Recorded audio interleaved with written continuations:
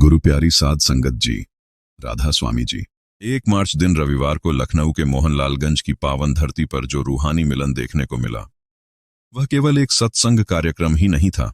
वह एक अनुभव था, एक एहसास था, एक ऐसी स्थिति थी जिसे शब्दों में बयान कर पाना आसान नहीं है। ऐसा लग रहा था मानो कुदरत शांत होकर इस प्रोग्राम को निहार रही हो।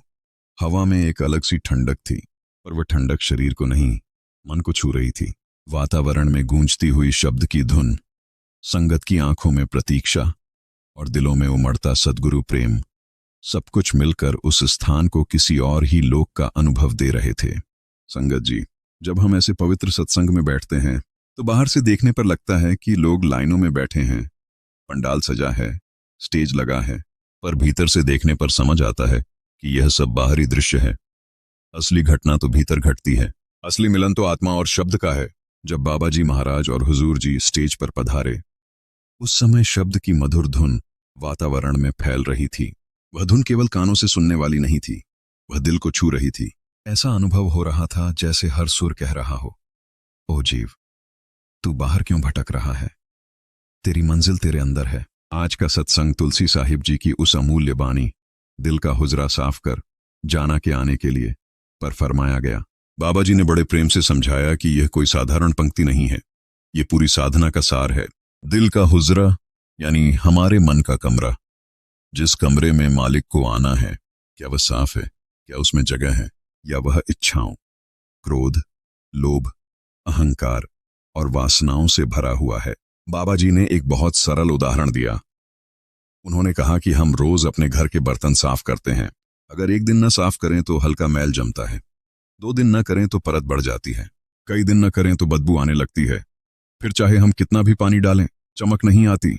उसी प्रकार हमारा मन भी है। न जाने कितने जन्मों की इच्छाएं, अधूरे काम, कर्मों का बोझ, सब इसमें जमा है। यदि हम भजन सिमरन नहीं करेंगे तो ये मैल यूं ही जमा रहेगा, पर यदि हम नियमित अभ्यास करेंगे तो धीरे धीरे यह परतें हटेंगी। पहले हल्की सफाई होगी, फिर गहरी, फिर और गहरी, और एक दिन ऐसा आएगा जब भीतर की असली चमक दिखाई देगी। संगत जी, हम सब कहते हैं कि हमें शांति चाहिए, हमें आनंद चाहिए, पर हम उसे बाहर ढूंढते हैं, कभी धन में, कभी संबंधों में, कभी पद में, कभी प्रसिद्धि में, पर जितना बाहर जाते हैं उतना ही मन अशांत होता जाता है। बाबा जी ने समझाया कि हम अपने आप को शरीर मान बैठे हैं। हमारी पहचान शरीर से जुड़ी है, नाम से जुड़ी है, समाज से जुड़ी है। इसी कारण हमारा ध्यान हर समय बाहर भागता रहता है। सुबह उठते ही मन काम की ओर भागता है, दिन भर जिम्मेदारियों में उलझा रहता है, रात को भी चिंताओं में डूबा रहता है। हम अपने बच्चों के लिए समय निकालते हैं, रिश्तेदारों के लिए समय निकालते हैं, व्यापार के लिए समय निकालते हैं, मनोरंजन के लिए समय निकालते हैं, पर जब भजन सिमरन की बात आती है तो हम कहते हैं आज थक गए हैं, कल बैठेंगे, कल कहते हैं आज मेहमान आ गए हैं, परसों बैठेंगे। इस प्रकार जीवन निकल जाता है। बाबा जी ने बड़े प्रेम से पूछा, जिस मालिक ने हमें यह जीवन दिया, यह शरीर दिया, यह सांसें दी, क्या उसके लिए हमारे पास कुछ पल भी नहीं है? हम कहते हैं समय नहीं है, पर सच यह है कि प्राथमिकता नहीं है। जहां प्रेम होता है वहां समय अपने आप निकल आता है। हम कहते हैं समय नहीं है, पर सच यह है कि प्रेम नहीं है। जहां प्रेम होता है वहां समय अपने आप निकल आता है। तुलसी साहिब जी ने संसार के रिश्तों को गैर कहा। इसका अर्थ यह नहीं कि वे प्रेम के विरोधी थे, बल्कि वे यह समझाना चाहते थे कि ये रिश्ते शरीर तक सीमित हैं। शरीर रहेगा तो रिश्ता रहेगा, शरीर छूटा तो रिश्ता भी समाप्त। संगत जी, ये सुनकर मन को चोट लग सकती है, पर यह सत्य है। बाबा जी ने एक साखी सुनाई। बड़े महाराज जी के समय एक सत्संगी थे। उनकी पत्नी पहले चोला छोड़ गई। वे अपनी पत्नी से बहुत प्रेम करते थे। समय बीतने के बाद उनके मन में जिज्ञासा उठी, क्या मेरी पत्नी मुझे याद करती होंगी? उन्होंने बुआ जी से प्रार्थना की कि भजन में पूछें। कई दिनों तक उत्तर नहीं मिला। फिर एक दिन उत्तर आया, कौन पति? मैं किसी की पत्नी नहीं। यह सुनकर वह सत्संगी हैरान रह गया, पर बाबा जी ने समझाया, यह कठोरता नहीं थी, यह आत्मा की स्थिति थी। आत्मा जब शरीर छोड़ देती है तो वह इन सांसारिक पहचान से मुक्त हो जाती है। संगत जी, इसका अर्थ यह नहीं कि संसार का प्रेम व्यर्थ है। प्रेम बहुत पवित्र भावना है, पर सच्चा प्रेम वही है जो मालिक से जुड़ा हो। संसार का प्रेम बदलता है, आज है तो कल नहीं है, पर मालिक का प्रेम शाश्वत है।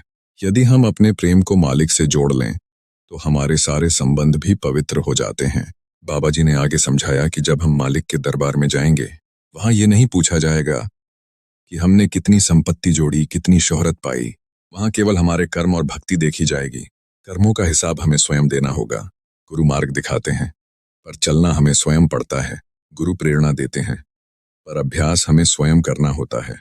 उन्होंने उदाहरण दिया, यदि किसी के पास डॉक्टर की डिग्री है, तो क्या उसकी डिग्री के आधार पर हमें नौकरी मिल जाएगी? नहीं। उसी प्रकार गुरु चाहे कितने भी ऊंचे पद पर हों, उनकी कमाई हमें स्वतः नहीं मिलती। हमें अपनी साधना स्वयं करनी होगी। चश्मे दिल से देख, यहाँ जो जो तमाशे हो रहे। इस पंक्ति को समझाते हुए बाबा जी ने कहा कि यह संसार एक नाटक है। मंच पर कोई राजा बनता है, कोई रानी, कोई माता, कोई पुत्र, पर नाटक समाप्त होते ही सब अपनी असली पहचान में लौट आते हैं। उसी प्रकार यह जीवन भी एक अभिनय है। जब तक शरीर है, भूमिकाएं हैं। शरीर छूटते ही सब समाप्त। हम कहते हैं, यह मेरा घर, मेरा परिवार, मेरा धन, पर क्या सच में कुछ हमारा है? हम खाली हाथ आए थे, खाली हाथ जाएंगे। जो साथ जाएगा वह है नाम की कमाई। फिर चर्चा आई मंदिर और मस्जिद की।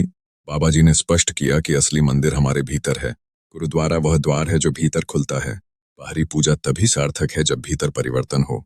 यदि केवल डुबकी लगाने से कर्म समाप्त हो जाते, तो एक बार स्नान करते ही मुक्ति मिल जाती, पर ऐसा नहीं है। सच्चा मानसरोवर यह शरीर है। जब हम भजन सिमरन द्वारा भीतर उतरते हैं, तभी वास्तविक शुद्धि होती है। कुदरती काबे की तू मेहराब में सुन गौर से। हमारा शरीर ही कुदरती काबा है। इसमें 24 घंटे एक सूक्ष्म धुन गूंज रही है। जैसे अंधेरे में हम आवाज के सहारे रास्ता ढूंढते हैं, वैसे ही भीतर की शब्द धुन हमें असली घर तक ले जाती है। संगत जी, मन को काबू करना आसान नहीं है। बैठते ही विचार आते हैं। कभी पुरानी बातें याद आती हैं, कभी भविष्य की चिंता, कभी नींद आती है, कभी आलस, पर हमें हार नहीं माननी है। जैसे चींटियां बार बार अपना घर बनाती हैं, वैसे ही हमें भी रोज बैठना है। चाहे मन लगे या ना लगे, फर्ज समझकर बैठना है। एक दिन ऐसा अवश्य आएगा जब मन स्वयं रस लेने लगेगा। जीवन में कठिनाइयां आती हैं, कभी आर्थिक समस्या, कभी पारिवारिक तनाव, कभी स्वास्थ्य की चिंता, पर हमें याद रखना है, हर बुरा समय गुजर जाता है। जैसे रात के बाद सुबह आती है, वैसे ही दुख के बाद सुख आता है। यदि हम मालिक पर विश्वास रखेंगे और नियमित सिमरन करेंगे, तो मन मजबूत होगा। संसार का सब कुछ यहीं रह जाना है। रिश्ते, धन, पद, प्रतिष्ठा, जो साथ जाएगा वह है नाम की कमाई। इसीलिए आज संकल्प करें कि हम केवल सुनेंगे नहीं, अमल भी करेंगे। रोज समय निकालेंगे, चाहे परिस्थितियां कैसी भी हों। यही वह धन है जो मृत्यु के पार भी हमारे साथ जाएगा। दिल का हुजरा क्या है? ये कोई मांस का टुकड़ा नहीं है। यह हमारा अंतर है, हमारा मन है, हमारी चेतना है। वही स्थान जहाँ विचार जन्म लेते हैं, जहाँ भावनाएं उठती हैं, जहाँ इच्छाएं आकार लेती हैं। यदि वही स्थान मैला है, अशांत है, उलझनों से भरा है, तो उसमें मालिक की रोशनी कैसे टिकेगी? संगत जी, हम अक्सर कहते हैं कि हमें ध्यान में शांति नहीं मिलती। बैठते हैं तो विचारों की आंधी चलने लगती है। कभी पुरानी बातें, कभी अपमान की याद, कभी भविष्य की चिंता, कभी परिवार की उलझन। पर क्या हमने कभी सोचा कि ये विचार आते क्यों हैं? क्योंकि हमने मन को कभी साफ करने की कोशिश ही नहीं की। हम बाहर की सफाई में लगे रहते हैं, घर साफ, कपड़े साफ, वाहन साफ, पर मन की सफाई, उसे हम कल पर टालते रहते हैं। बाबा जी ने समझाया कि मन को साफ करने का एक ही तरीका है, नियमित भजन सिमरन। ये कोई एक दिन का काम नहीं है। जैसे कपड़े रोज गंदे होते हैं और रोज धुलते हैं, वैसे ही मन भी रोज संसार में जाकर प्रभावित होता है। यदि हम रोज उसे नाम के पानी से नहीं धोएंगे, तो मैल जमती जाएगी। संगत जी, मन बड़ा चतुर है। जब हम संसार के काम करते हैं तो वह साथ देता है। घंटों मोबाइल पर लगे रहें तो मन को थकान नहीं होती, पर जैसे ही भजन में बैठते हैं, मन कहता है, आज बहुत थक गए हो, कल बैठना।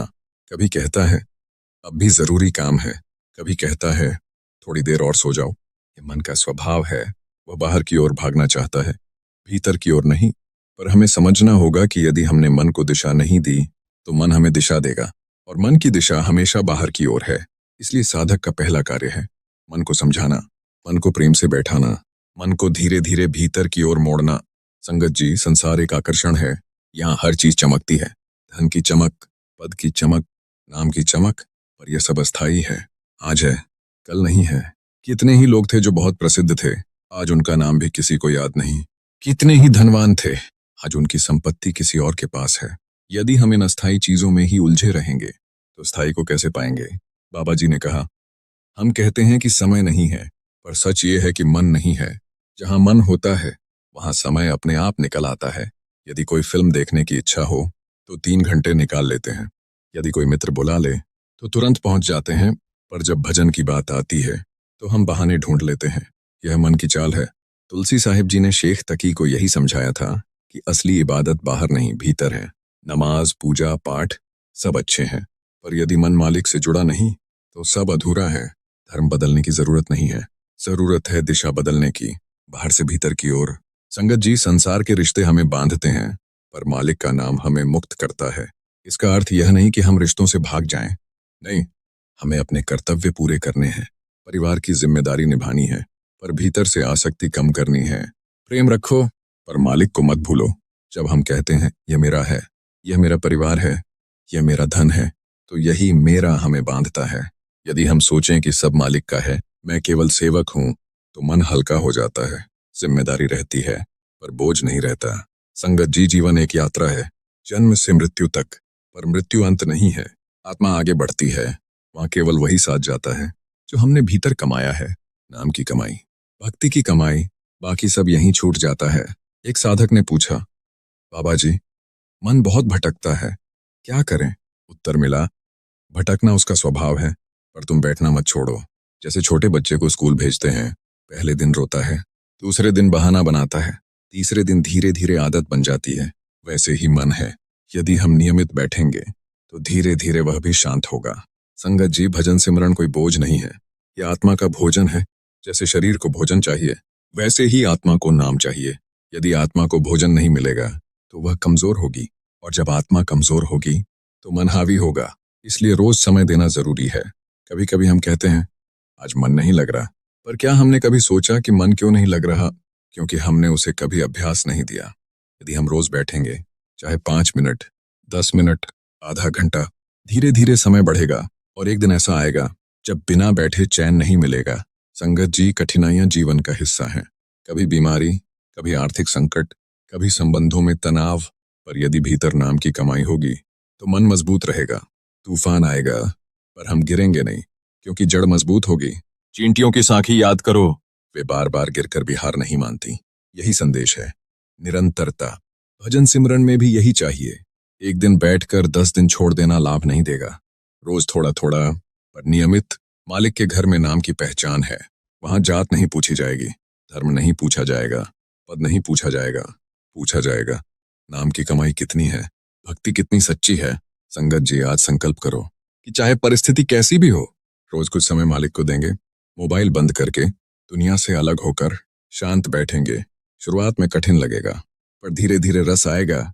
जब भीतर की धुन सुनाई देगी तो संसार का शोर फीका लगने लगेगा। याद रखो, ये जीवन बहुत कीमती है। हर सांस एक पूंजी है, इसे व्यर्थ मत गंवाओ। जो समय निकल गया वह वापस नहीं आता। इसलिए आज अभी से शुरुआत करो, कल का भरोसा मत करो। संगत जी, हम बात कर रहे थे कर्मों की, जिम्मेदारियों की और नाम की कमाई की। ये तीनों शब्द सुनने में सरल लगते हैं, पर इनके भीतर बहुत गहराई है। जब तक हम कर्म के नियम को समझ नहीं लेते, तब तक हम जीवन की घटनाओं को सही दृष्टि से नहीं देख पाते। बाबा जी ने समझाया कि यह संसार एक कर्म भूमि है। यहाँ जो भी हो रहा है वह यूं ही नहीं हो रहा। हर घटना के पीछे कोई ना कोई कारण है। हम अक्सर कहते हैं, मेरे साथ ही ऐसा क्यों हुआ, मैंने क्या बिगाड़ा था, पर हमें ये नहीं पता कि पिछले जन्मों में हमने क्या बोया था। बीज बोने के बाद फसल तो उगेगी ही, चाहे देर से उगे, पर उगेगी जरूर। संगत जी, कर्म 3 प्रकार के बताए गए हैं, संचित, प्रारब्ध और क्रियमाण। संचित वह जो अनेक जन्मों से इकट्ठा है, प्रारब्ध वह जो इस जन्म में भुगतना है, और क्रियमाण वह जो हम अभी कर रहे हैं और आगे फल देगा। जब हम ये समझ लेते हैं तो शिकायत कम हो जाती है। हम दुख में भी संतुलित रहते हैं, सुख में भी विनम्र रहते हैं। बाबा जी ने कहा कि गुरु हमारे कर्म नहीं लेते। ये बात कई बार सुनकर भी मन स्वीकार नहीं करता। हम सोचते हैं कि अगर गुरु मिल गए तो सब कष्ट समाप्त हो जाएंगे, पर गुरु मार्ग दिखाते हैं, सहारा देते हैं, शक्ति देते हैं, पर चलना हमें स्वयं पड़ता है। जैसे शिक्षक परीक्षा में साथ नहीं बैठता, वह पढ़ाता है, समझाता है, पर लिखना विद्यार्थी को ही पड़ता है। संगत जी, जब कठिन समय आता है तो 2 रास्ते होते हैं, एक शिकायत का, दूसरा स्वीकार का। शिकायत करेंगे तो मन और दुखी होगा, स्वीकार करेंगे तो मन मजबूत होगा। स्वीकार का अर्थ यह नहीं कि हम प्रयास छोड़ दें, बल्कि इसका अर्थ है कि परिस्थिति को समझकर धैर्य से आगे बढ़ें। एक उदाहरण दिया गया, यदि किसी के पास बहुत बड़ी डिग्री है तो क्या उसका लाभ उसके पड़ोसी को स्वतः मिल जाएगा? नहीं। उसी प्रकार गुरु की ऊंची अवस्था का लाभ हमें तभी मिलेगा जब हम उनकी बताई राह पर चलेंगे, केवल नाम लेने से नहीं, अभ्यास करने से लाभ होगा। संगत जी, संसार को नाटक कहा गया है, ये कोई कल्पना नहीं है। जरा सोचो, बचपन में जो खिलौने जरूरी लगते थे, आज उनका क्या महत्व है? किशोरावस्था में जो मित्र जीवन का आधार लगते थे, आज कितने साथ हैं? हर अवस्था बदलती जाती है, फिर भी हम हर अवस्था को स्थायी मान लेते हैं। हम कहते हैं, यह मेरा घर है, पर क्या यह घर पहले भी हमारा था? और क्या बाद में भी हमारा रहेगा? कितने लोग आए, रहे और चले गए, घर वहीं का वहीं है, केवल किराएदार बदलते रहते हैं। शरीर भी ऐसा ही घर है, आत्मा कुछ समय के लिए इसमें रहती है, फिर आगे बढ़ जाती है। संगत जी, यह समझ आने लगे तो आसक्ति धीरे धीरे कम होने लगती है। कर्तव्य निभाओ, पर भीतर से हल्के रहो। प्रेम करो, पर मालिक को मत भूलो। धन कमाओ, पर उसे साधन समझो, साध्य नहीं। अब बात करते हैं भजन सिमरन की गहराई की। जब हम बैठते हैं तो शुरुआत में केवल शब्द दोहराते हैं, मन भागता है, पर धीरे धीरे यदि नियमितता बनी रहे तो मन शांत होने लगता है। पहले 5 मिनट कठिन लगते हैं, फिर 10, फिर आधा घंटा भी कम लगने लगता है। यह अभ्यास का परिणाम है। संगत जी, कभी कभी हम तुलना करने लगते हैं, फलां व्यक्ति बहुत ध्यान करता है, मुझे कुछ अनुभव नहीं होता। यह तुलना भी मन का खेल है। हर साधक की यात्रा अलग है। किसी को जल्दी अनुभव होता है, किसी को देर से, पर जो निरंतर चलता है वह अवश्य पहुंचता है। चींटियों की साखी को फिर याद करो, वे गिरती हैं, उठती हैं, फिर बनाती हैं। यदि वे सोच लें कि हर बार घर टूट जाता है तो क्यों बनाएं, तो क्या होगा? वे हार जाएंगी, पर वे हार नहीं मानती। यही संदेश है, निरंतरता। संगत जी, जीवन में जब समस्याएं आती हैं तो मन कहता है, अब क्या फायदा? पर यही समय है जब सिमरन और अधिक जरूरी हो जाता है। दुख में किया गया सिमरन मन को मजबूत करता है, सुख में किया गया सिमरन अहंकार को दूर रखता है। बाबा जी ने कहा, जब हम मालिक के दरबार में जाएंगे, वहां केवल नाम की पहचान है। वहां यह नहीं देखा जाएगा कि हम किस परिवार से थे, कितनी संपत्ति थी, कितने लोग हमारी प्रशंसा करते थे। नाम की कमाई बैंक बैलेंस की तरह नहीं दिखती, ये भीतर जमा होती है। और जब कठिन समय आता है तो वही भीतर की पूंजी हमें संभालती है। जिसने सिमरन की आदत बना ली, वह अकेला नहीं होता, भीतर उसे सहारा मिलता है। हम अक्सर भविष्य की चिंता में वर्तमान खो देते हैं, पर भविष्य हमारे हाथ में नहीं है, वर्तमान है, यह क्षण है। यदि हम इस क्षण को मालिक को समर्पित कर दें तो भविष्य अपने आप संवर जाएगा। एक साधक ने पूछा, मन बहुत विकारों से भरा है, क्या करें? उत्तर मिला, विकारों से लड़ो मत, नाम से जुड़ो। जैसे अंधेरे को हटाने के लिए लाठी नहीं चलाते, दीपक जलाते हैं, वैसे ही विकारों को हटाने के लिए संघर्ष नहीं, सिमरन चाहिए। संगत जी, यह जीवन अनमोल है। हमें मानव जन्म यूं ही नहीं मिला, यह अवसर है भीतर जाने का। यदि हमने इसे केवल खाने, कमाने और सोने में गुजार दिया तो फिर पछतावा होगा। इसलिए अभी से जागो। हर दिन कुछ पल अपने लिए नहीं, मालिक के लिए निकालो। मोबाइल को एक तरफ रखो, आंखें बंद करो, शब्द को प्रेम से दोहराओ। मन भागे तो प्रेम से वापस लाओ। डांटो मत, समझाओ, धीरे धीरे वह मान जाएगा। संगत जी, याद रखो, हारना तब है जब हम प्रयास छोड़ दें। जब तक प्रयास है तब तक आशा है, और जहां आशा है वहां कृपा है। गुरु प्यारी साध संगत जी, राधा स्वामी जी।